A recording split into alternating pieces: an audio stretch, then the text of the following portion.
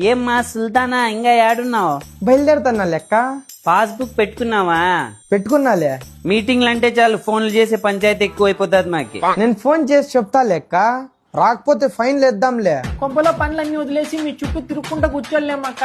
నాకేం తెలుసమ్మా, లోన్లు తీసుకున్నాకైతే వస్తారే, మీటింగ్లు అంటే అంటారు, నేనేం చేయాలా? మొన్న కూడా ఇట్లే ఫోటోలు పంపిమంటే పంపించిన తర్వాత అది బాలేదు ఇది బాలేదు అని చెప్పి తలకాయలు తిండ్రి.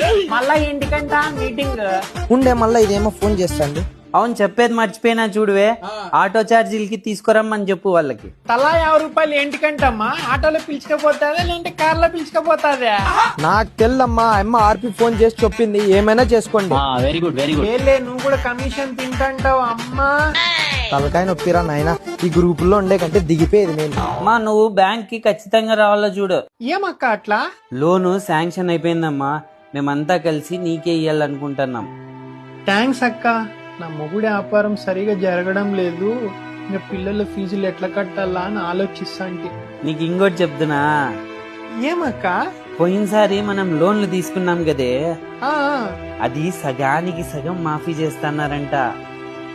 చాలా థ్యాంక్స్ అక్క. మనమంతా ఇట్లే కలిసి ఉంటే ఇలాంటి కష్టాలు ఏమొచ్చినా ఎదుర్కోగలం. అవునక్క, కరెక్ట్ చెప్తివి నువ్వు. మళ్ళీ మీటింగ్లకి టైంకి వచ్చి సావండి.